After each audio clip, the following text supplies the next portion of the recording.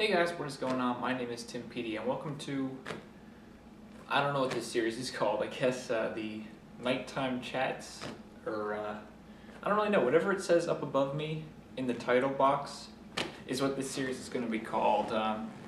This is sort of the second episode. My first one was why I'm bored with Skyrim. It's basically, let me start over. The reason I'm doing this series is for a couple of reasons. One, I want to put out content on a kind of regular basis, since you guys are subscribed to me out of the goodness of your hearts, and I don't do reviews much anymore, only when I'm really motivated to, and I do casting whenever I get a free moment without my roommate here. So what I'm doing is I want to do a series that I can do. I'm recording these usually at like 4 o'clock in the morning, and basically what tends to happen is when I'm falling asleep, and I'm sure it's the same for a lot of you guys, is if you get an idea in your head when you're trying to sleep, it just won't go away. So what this is going to do is, instead of me just laying in bed with these ideas building up, I'm going to record and me talking about them so I can have a discussion with you guys, and I can fall asleep as soon as I finish this and then upload it like a day or two later. The first one with the Skyrim one I did like 2 weeks ago. I'm going to do this one now and probably another one right after this because I have two things that I want to talk about, but I'll upload them like a day apart to, you know, spread out the content. But anyway, I guess these are going to be like the bedtime chats or whatever, or the late night chats or whatever they're called. Again, the title will be up there for the series.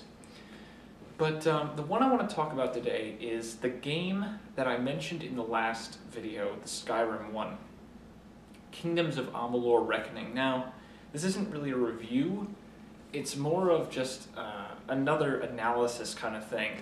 But not everything's going to be about games in this series. I want to also talk about if I read a book and I think of something, or if I'm just thinking of a topic. Anything but politics might be on here. But Kingdoms of Amalur has completely kept my attention for over a week now, and I've been thinking about why, and I think I mentioned the graphic style and everything I mentioned in the Skyrim video, but I also think a big part of it, is the gameplay, which is so satisfying. The way the game rewards you and sort of helps you along on your playstyle. Let me explain. You have 3 branches in the game. You have might, finesse, and sorcery as your 3 main types of abilities. Might is your swords, finesse is your daggers and bows, and sorcery is all your magic and crap and staves and all this cool stuff. But unlike most games where you would just sort of put points into these things and that would be it, this game helps you along on your path. Let's say the way I play, which totally fits my playstyle, is might and sorcery put together, because I tend to, in a lot of games I play, I do a lot of sword action, like that hack and slash up close, but I also like to have spells to fall back on, like healing or like lightning spells. I love lightning spells, and other support kind of spells to, you know, deal, like the range and support is the magic, and then the up close is the might, and that's exactly what I was going for. So what does the game do? It has tiers of like classes or destinies, they call them, where I'm actually I unlock new tiers of that as I put points into both might and sorcery. And I get things like increased melee damage, but also more resistance to the elements because of my sorcery abilities. But the best thing is this ability called Blink, which for StarCraft, it's kind of like what StarCraft players are thinking of right now. Instead of the dodge roll that every other class gets, you actually teleport a short distance, sort of like the charge in Mass Effect. That's what I thought of when I was thinking about this in bed a little while ago. But the thing that I just love about the game is its ability to make you feel like you're playing how you want. it really, the developers of the game really looked at how people might play this game and gave everyone who wants to play it different ways things to help them and things to enhance their experience that you can't get playing other ways. General Lots is also playing the game right now, and he is actually doing the Might, Finesse, and Sorcery build, which gives him a whole different set of bonuses. I think for that one, you get different levels of just straight up damage. With any weapon, you get more damage. My thing is like melee damage, maybe some extra mana, elemental resistance, and I don't know what else. But I could, and I'm already thinking about in another playthrough doing like finesse sorcery, which is where I'd use like daggers and like a different magical weapon. Like I'm using a staff right now for area of effect stuff, and then a sword for cutting people up. And then I have like my lightning spell, my heal. I also have a harpoon thing that you can do from Might, which is really cool. It's basically Scorpion from, what's it called, Mortal Kombat, where he does the get over here.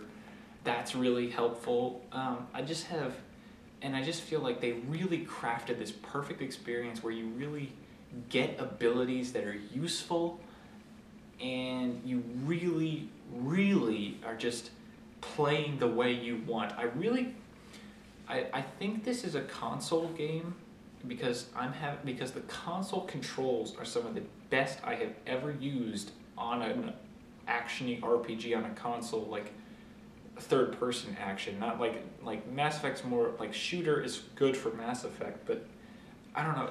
Even if I can't even really compare this to anything, but the controls just are sublime, and I think that's part of why I'm so into it. Also, the Reckoning mode, I like to call it, or whatever it's called, where you basically go into bullet time, do extra damage, and then when you have basically, what you do is you run around and instead of killing enemies, unless they're really weak or like really low level enemies, you bring them into this like paralyzed state, and right before the time runs out, you usually want to run up to an enemy that you've done this to, and you basically do this button mash sequence where you just mash one of the four like A, B, X, Y, mash one of them, get extra experience because of that, and then all of the guys you put in that state die and give you that extra experience. Like the faster you tap the button, you get 25, 50, 75, or 100% extra experience out of killing all of those guys that you killed. So it's really an awesome ability, and it really helps to mix up the combat. But I know I'm kind of jumbling around here. These are at 4 in the morning. This series is not going to be cohesive, but it's more about just me talking to you guys, and there I go talk about something completely different. I don't even know how long I've been going, but I think I just really recommend anyone who enjoys a great gameplay-focused RPG with the story of the game is decent. I mean, it's not bad in any way, it's just kind of predictable, but the lore of the world is awesome.